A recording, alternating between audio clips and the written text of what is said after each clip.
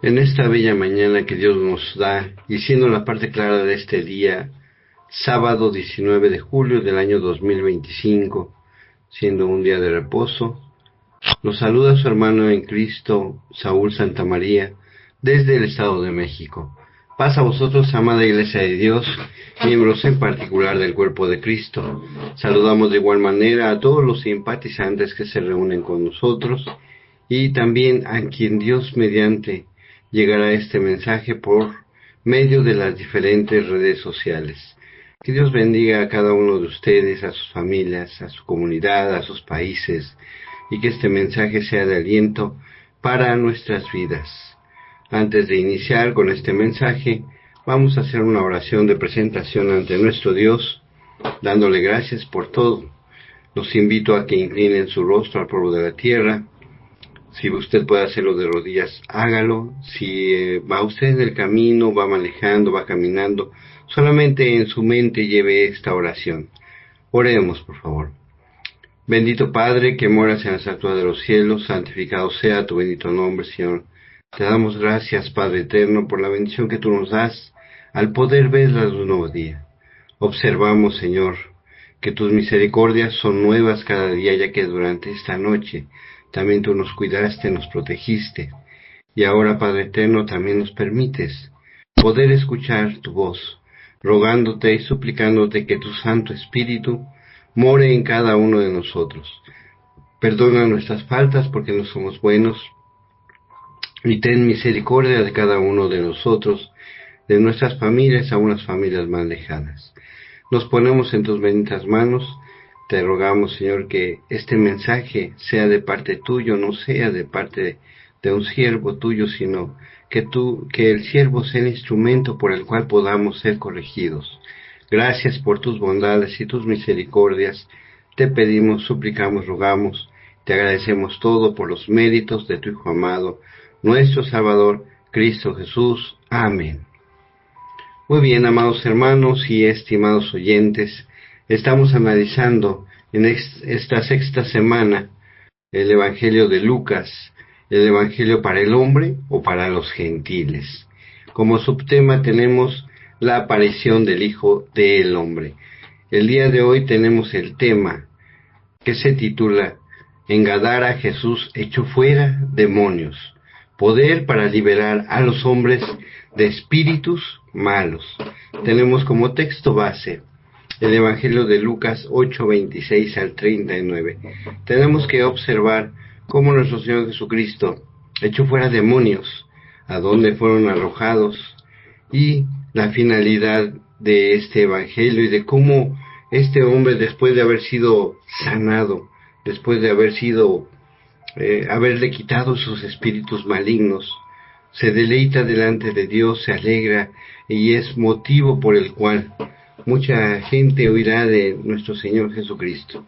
En estos tiempos en los cuales también nosotros podemos estar invadidos por diferentes situaciones, circunstancias, incluso por diferentes corrientes cristianas, pero que nosotros debemos de buscar la palabra fiel, la palabra que realmente nos lleve a nuestro Señor Jesús y quite de nosotros todos esos malos pensamientos, toda esa mundandad que nos lleva a separarnos de nuestro Dios, pero no solamente para nosotros, sino también para que nosotros podamos llevar ese mensaje a quien lo necesita, corregir a la persona que en un momento dado no ha encontrado al verdadero Jesucristo, y nosotros tenemos que hacerlo de esta manera, como lo veremos en esta narración.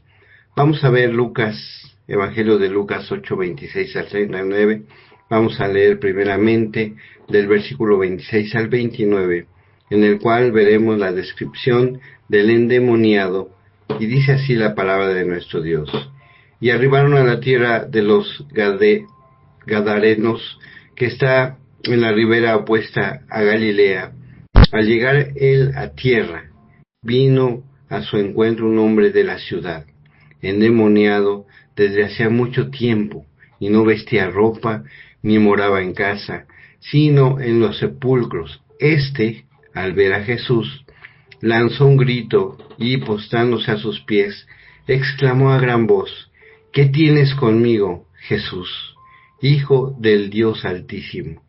Te ruego que no me atormentes, porque mandaba al espíritu inmundo que saliese del hombre, pues hacía mucho tiempo que se había apoderado de él, y le ataban con cadenas y grillos, pero rompía las cadenas.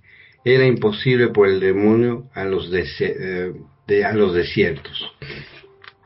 Primeramente vemos un hombre que se acerca y busca a nuestro Señor Jesucristo, un hombre endemoniado. Él va y busca a nuestro Señor en una ciudad que estaba cerca, una ciudad de gentiles, en un área que era Decalópolis. Es una región muy amplia, muy grande, pero aún así este hombre busca ser rescatado de esos demonios.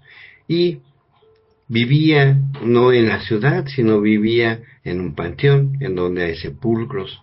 En ese lugar le trataban ellos de atar porque pues andaba desnudo, andaba también pues en cierta manera insultaba, blasfemaba contra la gente, le tenían temor a este hombre y pues era una situación muy complicada para todos los que pasaban o vivían por ese lugar donde este hombre se encontraba.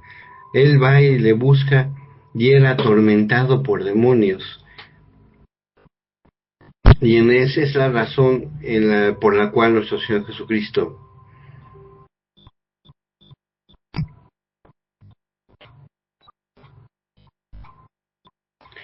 se le acerca a este hombre y le dice: te ruego que no me atormentes.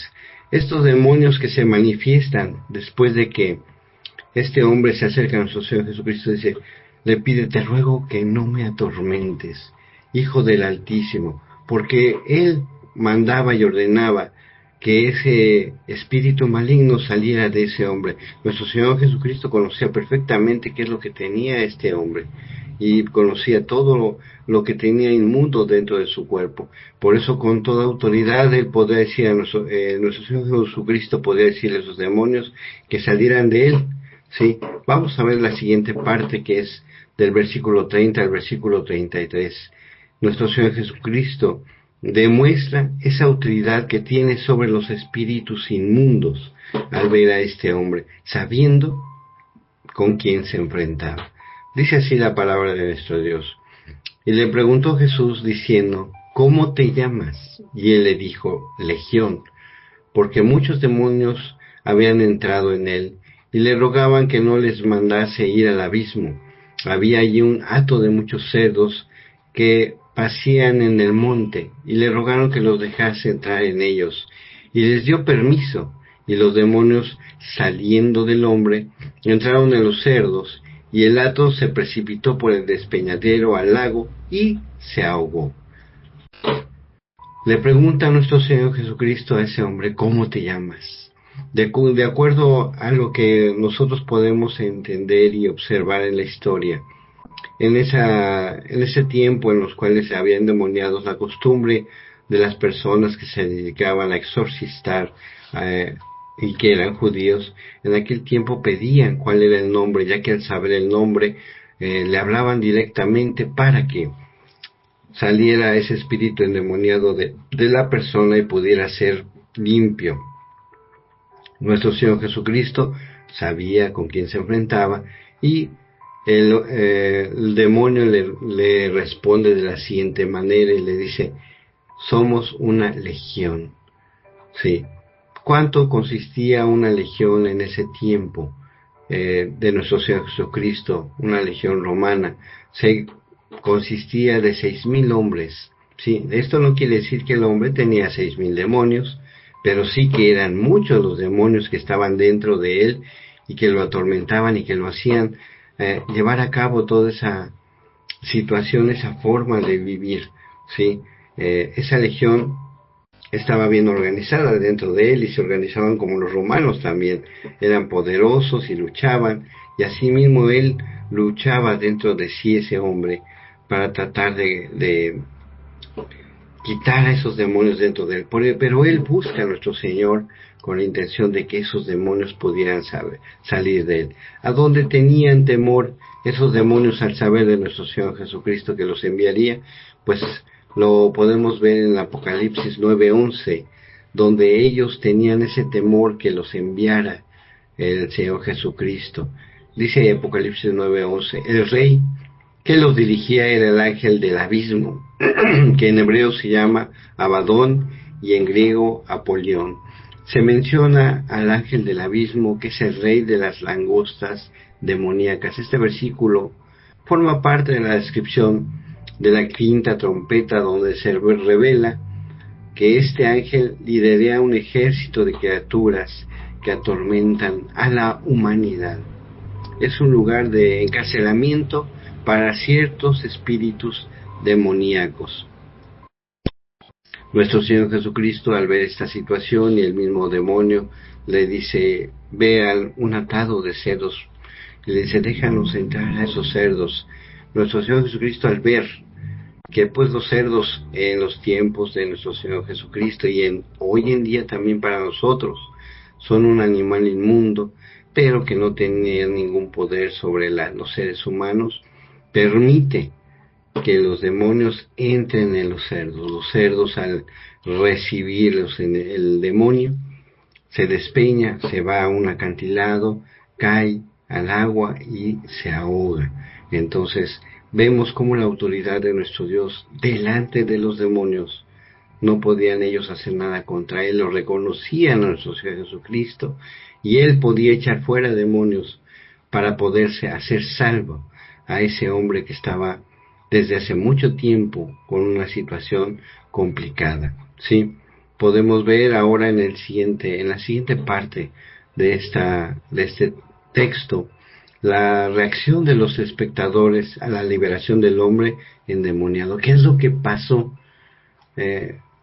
cuando nuestro Señor Jesucristo libera a este hombre de sus demonios? Pero ¿qué pasa con los hombres, con los que vieron, con los que observaron este milagro? ¿Cuál es la forma en la que lo tomaron ellos? Vamos a ver del versículo 34 al 37, ¿qué nos explica esta lectura? Dice así, y los que apacentaban los cerdos, cuando vieron lo que había acontecido, huyeron, y yendo dieron aviso en la ciudad y por los campos, y salieron a ver lo que había sucedido, y vinieron a Jesús, y hallaron al hombre de quien habían salido los demonios, sentado a los pies de Jesús, vestido, y en su cabal juicio, y tuvieron miedo, y los que lo habían visto le contaron cómo había sido salvado de él endemoniado. Entonces toda la multitud de la región alrededor de los Gadarenos le rogó que se marchase de ellos, pues tenían gran temor. Y Jesús, entrando en la barca, se volvió. Vemos la actitud de estos hombres al ver un milagro y al ver un endemoniado. ¿Qué es lo que hicieron?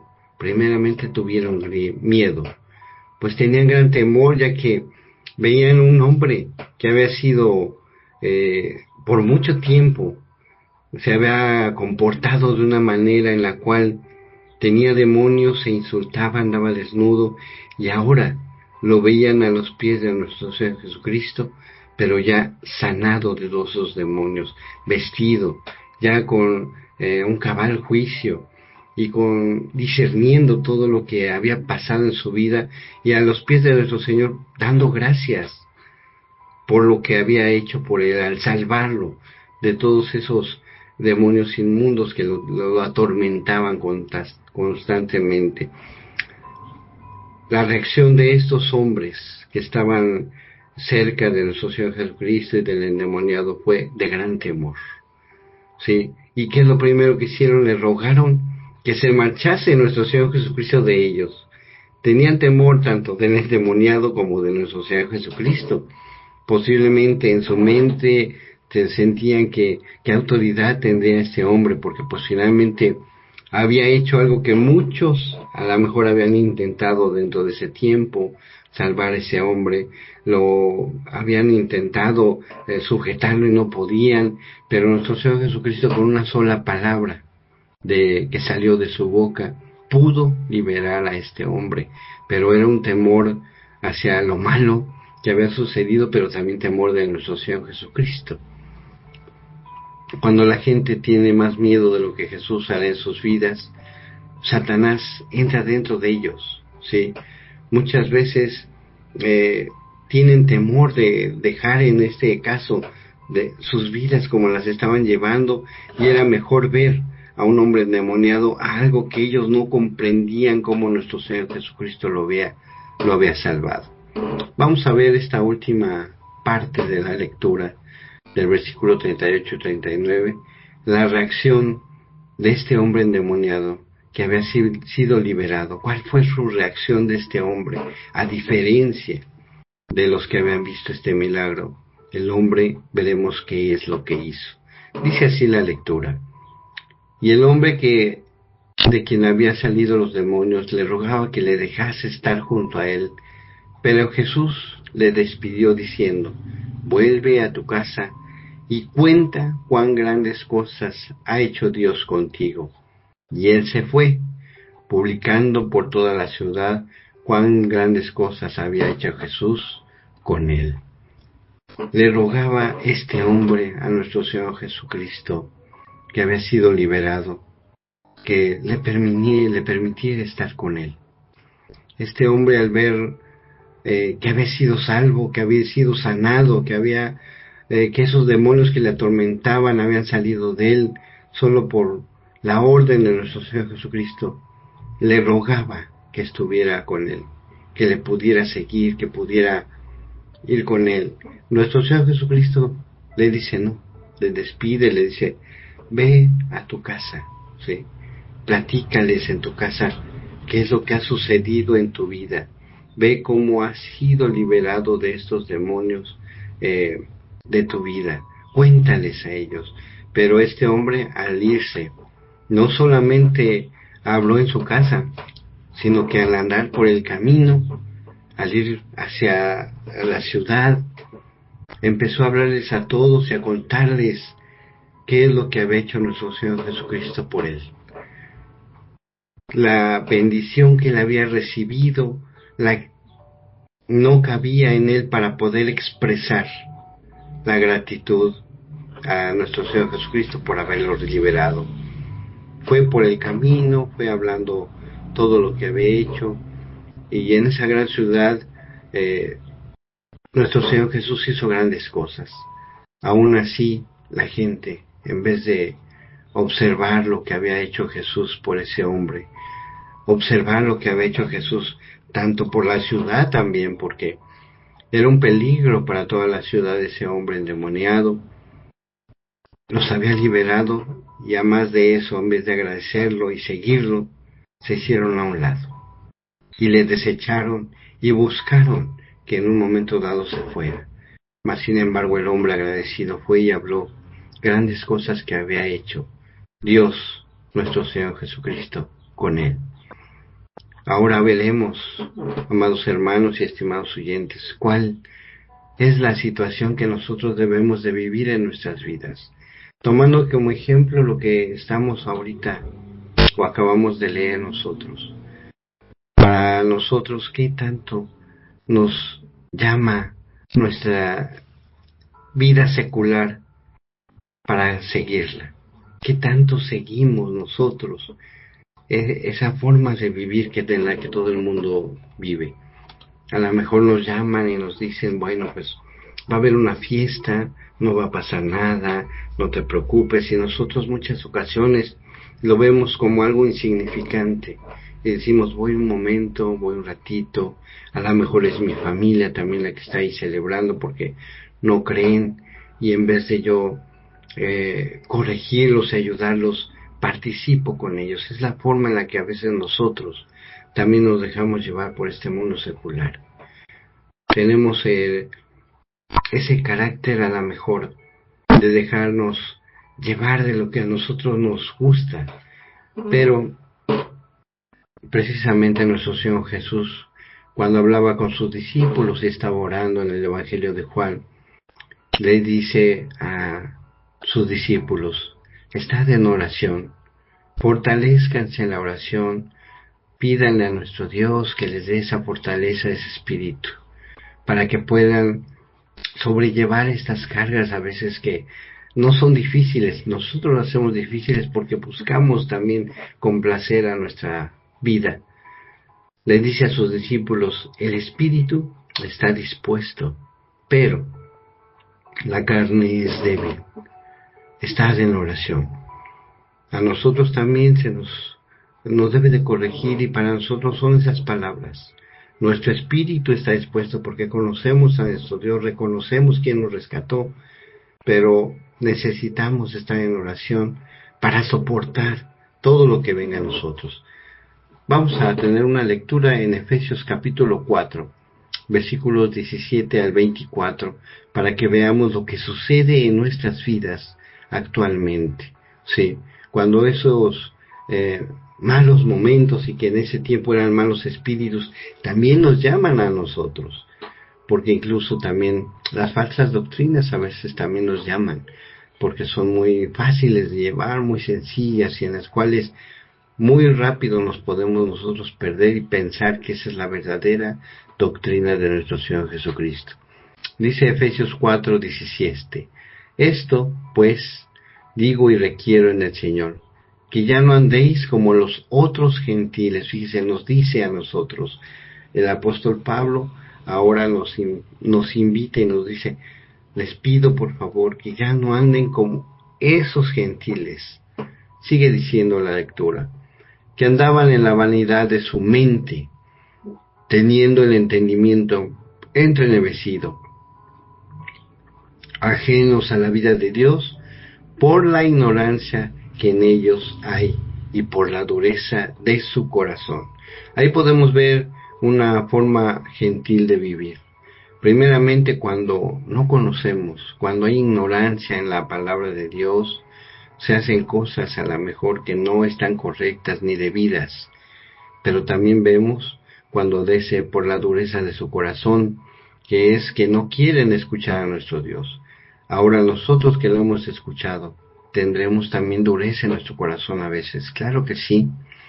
A veces nosotros también tenemos esa situación de que decimos, pues no pasa nada. Y en el momento no nos pasa nada. Pero recordemos que Dios está en todo lugar, en todo momento, y Él nos ve.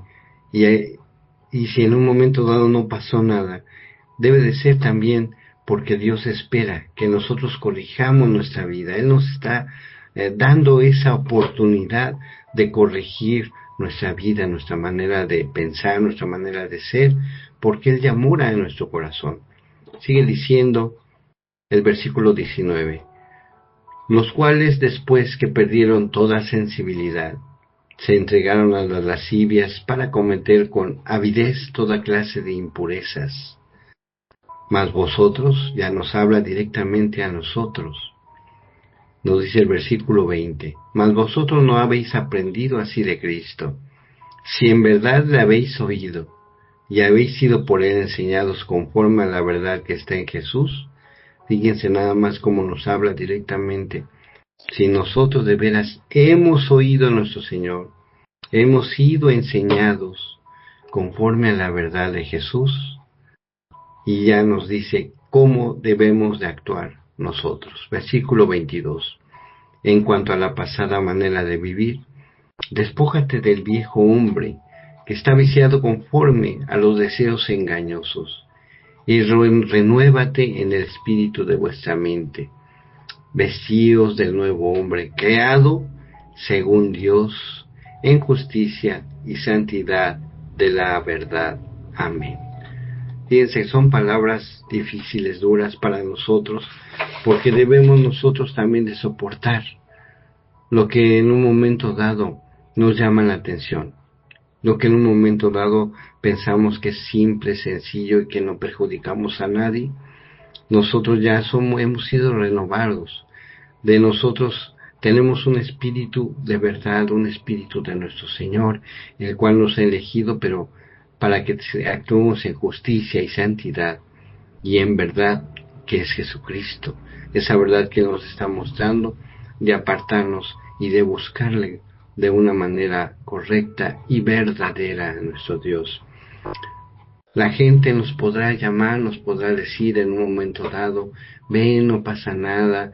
Incluso nuestra propia familia puede decir, no te preocupes, nosotros no vamos a decir nada, vamos a ir a un lugar muy lejano, nadie nos conoce por allá, nos vamos a ir hasta un pueblo.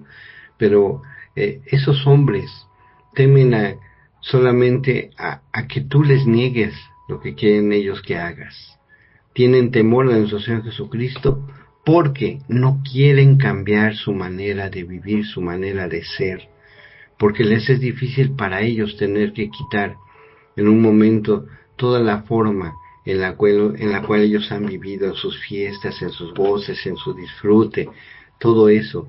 Y eso mismo hace que nuestro Señor Jesucristo se aparte de ellos, ¿sí? ¿Por qué? Porque lo están rechazando completamente. Nosotros no podemos seguir ese tipo de personas. Tenemos que esforzarnos por seguir adelante en la manera que Dios nos dio. Vamos a ver segunda carta a Timoteo, capítulo 3, del versículo 1 en adelante. Segunda de Timoteo 3.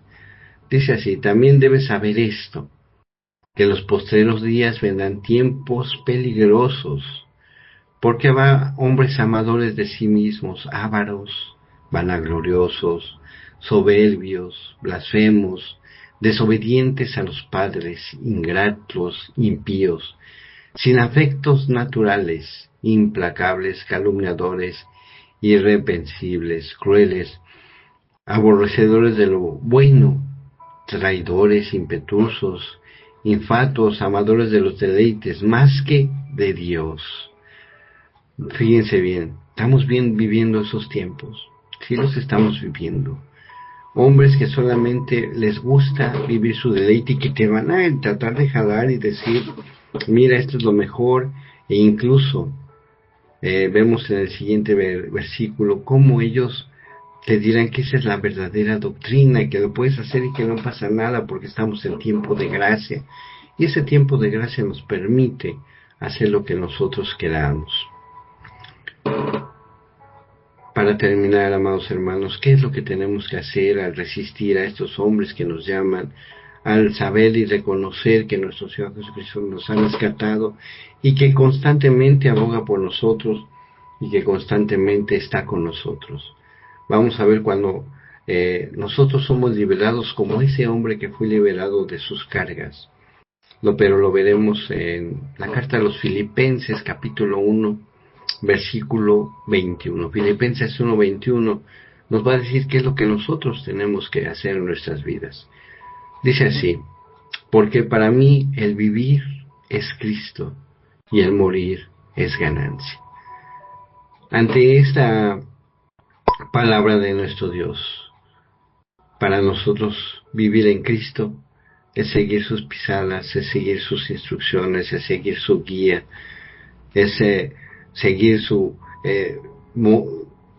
el Espíritu Santo que ha puesto en nosotros, dejarlo que Él nos corrija, nos guíe, nos lleve por ese buen camino que debemos de nosotros llevar y luchar contra esa carnalidad que a veces es complicada. Dice Gálatas, ¿qué es lo que nosotros tenemos que hacer con el Espíritu que vive y mora en nosotros para que de esa manera podamos vivir en Cristo Jesús? Dice así Gálatas: vivir en Cristo implica ser guiado por el Espíritu Santo, quien nos capacita y nos guía en todo momento. Vivir en una vida santa conforme a la bendición de Dios o a la voluntad de Dios. El Espíritu Santo es amor, gozo, paz, paciencia, benignidad, bondad, fe, mansedumbre y templanza.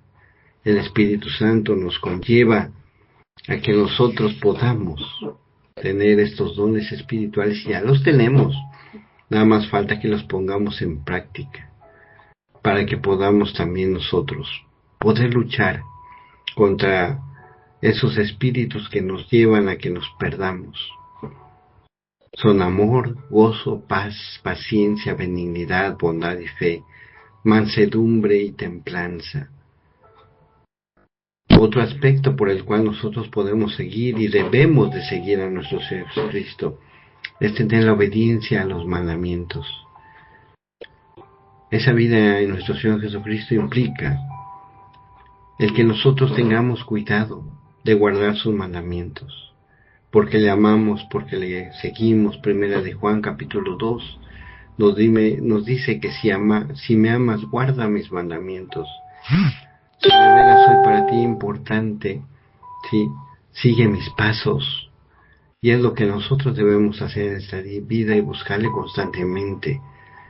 Y ir primero corrigiendo nosotros, y de esa manera podemos corregir a nuestras familias, que también nos necesitan, que en un momento dado están en una lucha constante también por seguir a nuestro Señor. Pero si nosotros no nos esforzamos para dar un ejemplo hacia ellos, será difícil que ellos puedan seguirlo, porque nosotros que le conocemos tenemos que ser ese pilar en el cual ellos se sujeten, para que el mundo no nos jale, para que nosotros podamos en un momento dado ayudarles a salir de ese yugo de esclavitud que es el mundo, ¿sí? Otro aspecto también muy importante es el amor y el servicio al prójimo. Ese hombre no nada más fue y habló en su casa, en ese hombre endemoniado, sino que andaba por el camino, y al ir hacia su casa le hablaba y le decía a todos lo que Cristo había hecho por él. Nosotros, ¿qué tanto estamos haciendo eso? ¿Qué tanto estamos hablándole a la gente y diciéndole a nuestro prójimo lo que Cristo ha hecho en nuestras vidas? Y cómo no nada más nos rescató para tener una mejor vida, sino nos da una esperanza de una vida eterna. ¿Qué tanto estoy yo hablando a los demás y ayudándoles a corregir sus vidas con la intención de que muchos sean salvados? Es un trabajo que nos debemos de considerar y esforzarnos en hacerlo. A nosotros se nos ha dado esa salvación, se nos ha dado ese perdón de pecados, se nos ha dado esa oportunidad de tener una nueva vida, pero no nada más es para que la guardemos, sino para que actuemos en nuestras vidas primeramente y posteriormente en la vida de nuestros seres queridos y de toda la demás gente. Si el Señor, como dice Eclesiastés, todavía nos mantiene, todavía nos da vida, todavía nos permite abrir nuestros ojos, es porque nuestro tiempo todavía no ha terminado y es necesario que nosotros hablemos del Señor. Mientras hay vida, hay esperanza, y debemos de corregir nuestras vidas, ayudar a los demás, y todo sea para la honra y gloria de nuestro Dios. Amén. Vamos a despedirnos con una oración. Incline su rostro al polvo de la tierra. Si va usted manejando, repito, o en camino, caminando, solamente en su mente lleve esta oración. Oremos. Bendito Padre eterno, bondadoso, misericordioso, te damos las gracias por la bendición que tú nos das al poder, Señor, analizar tu bendita palabra. Te damos gracias, Señor, porque tú nos has rescatado de ese mundo.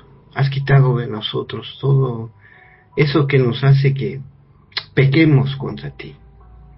Todos esos deseos que nos llevan a la perdición, tú los has hecho a un lado y has perdonado todo lo que hemos cometido, Señor. Pero ahora, Padre eterno, que has puesto tu Santo Espíritu en cada uno de nosotros, te ruego y te suplico, Señor, que nos fortalezcas, que ese buen espíritu que tú tienes y que nos has dado, Señor, nos guíe hacia un mejor mañana, y que podamos ser ese ejemplo para nuestras familias, para nuestra comunidad, para nuestra iglesia, nuestros hermanos. Ser un apoyo también para quien lo necesite, Señor.